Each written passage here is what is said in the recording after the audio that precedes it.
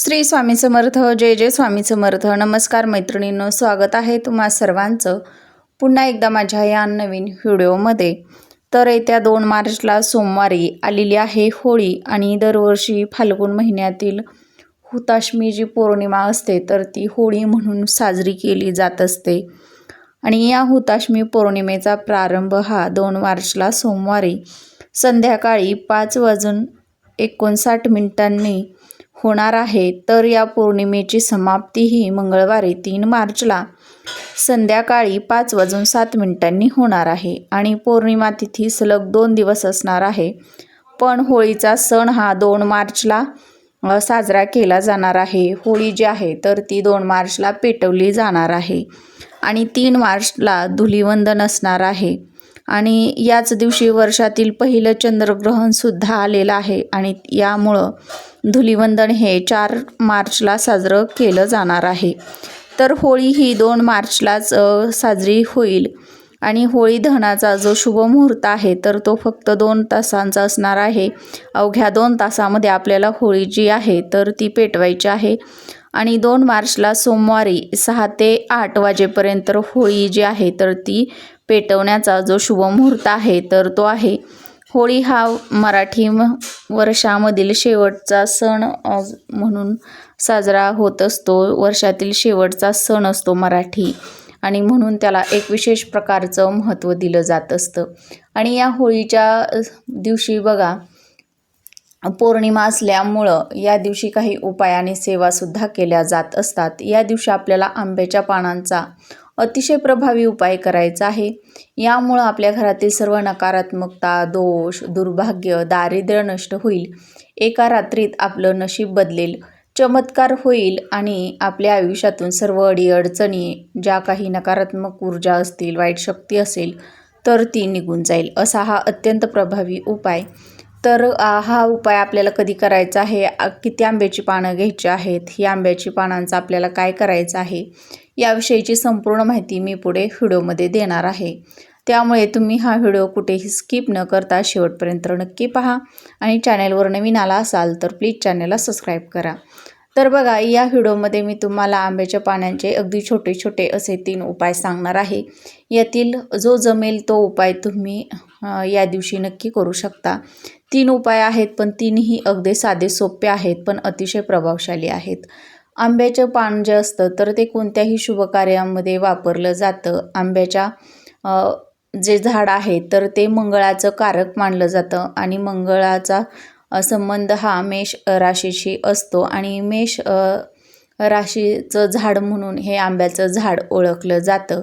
आणि याच आंब्याच्या पानांचा उपाय आपल्याला करायचा आहे. तर पहिला जो उपाय आहे तर आपल्याला सोमवारच्या दिवशी सकाळी करायचा आहे. तर 11 किंवा 7 आंब्याची पानं आपल्याला घ्यायची आहेत. त्यानंतर ही पानं स्वच्छ धुवून घ्यायची आहेत आणि याचं एक तोरण बनवायचं आहे. तोरण बनवल्यानंतरनं आपल्याला त्या आंब्याच्या मधल्या पानावरती एक स्वस्तिक काढायचं आहे आणि हे तोरण आपल्याला आपल्या मुख्य दरवाजावरती लावायचं आहे. तर हे तोरण जे आहे तर ते सलग 3 दिवस आपल्याला मुख्य दरवाजावरती ठेवायचं आहे आणि नंतरनं 4थ्या दिवशी ते आपल्याला काढून टाकायचं आहे.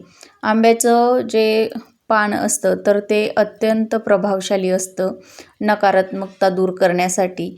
या दिवशी पौर्णिमा असते आणि पौर्णिमेच्या दिवशी तांत्रिक क्रिया ज्या आहेत तर त्या केल्या जात असतात. एखाद्या व्यक्तीच्या घराची बघा प्रगती होत असेल तर ती प्रगती खुंटवण्यासाठी त्या घराला काही दोष लावले जात असतात आणि ते दोष आपल्या घराला लागू नयेत म्हणून असं एक तोरण आपण आपल्या घराच्या मुख्य दरवाजावरती लावायचं आहे. त्यानंतरनं दुसरा उपाय आहे बघा, आपल्या घरामध्ये सतत एखादी व्यक्ती आजारी असेल, कितीही दवाखाना केला तरीही त्या व्यक्तीला काही फरक पडत नसेल, त्याचा आजार जर बरा होत नसेल तर त्या व्यक्तीसाठी तुम्ही हा उपाय करू शकता. त्यासाठी तुम्हाला एक स्वच्छ आंब्याचं पान घ्यायचं आहे, देठ असलेलं. त्यानंतरनं बघा 2 लाल रंगाची फुलं घ्यायची आहेत. त्यानंतरनं 2 बत्तासे आणि 2 लवंग आणि त्यासोबतच चिमूटभर काळे तीळ घ्यायचे आहेत. आणि हे त्या व्यक्तीवरून आपल्याला 3 वेळा किंवा 7 वेळा ओवाळून घ्यायचं आहे. आणि आपण जी होळी प्रज्वलित केलेली आहे तर त्या होळीमध्ये आपल्याला हे जाळून टाकायचं आहे. तर यामुळं त्या व्यक्तीच्या म्हणजे बघा शारीरिक जे बाधा असतील तर त्या दूर होतील, त्याचं आजारपण कमी व्हायला मदत होईल. तर बघा या आर्थिक अडचणीसुद्धा आपल्या घरामध्ये असतात आणि त्या आर्थिक अडचणी दूर करण्यासाठी आपण तिसरा जो उपाय आहे तर तो करायचा आहे. त्यासाठी आपल्याला बघा 3 आंब्याची पानं जी आहेत तर ती तुपामध्ये बुडवून घ्यायची आहे शुद्ध गाईच्या, आणि ती आपल्याला होळीमध्ये अर्पण करायची आहेत, होळीमध्ये टाकायच्या आहेत. यामुळे देखील अडचणी ज्या आहेत तर त्या दूर व्हायला मदत होत असते.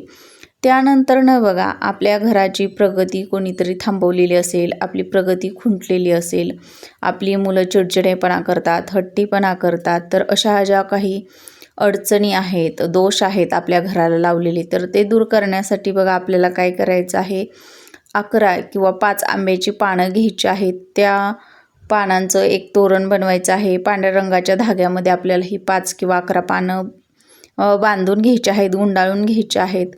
आणि आपल्या घराशेजारी जिथं पण शिवमंदिर आहे तर त्या ठिकाणी जायचं आहे आणि मधामध्ये बुडवून बघा आपलं जे शिवलिंगावरती जिथं अशोक सुंदरीचं स्थान असतं तर त्या ठिकाणी आपल्याला ही पानं अर्पण करायची आहेत.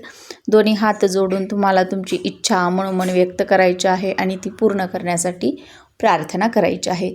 तर अशा पद्धतीनं हे जे 3 उपाय आहेत तर ते तुम्ही करायचे आहेत. पहिला उपाय सांगितलेला आंब्याच्या पानांचा, तोरणाचा, तर तो आपल्याला सकाळी करायचा आहे सोमवारी, आणि बाकीचे उपाय सांगितलेले जे आहेत तर ते तुम्हाला संध्याकाळच्या वेळी होळी पेटवण्याच्या वेळी करायचे आहेत.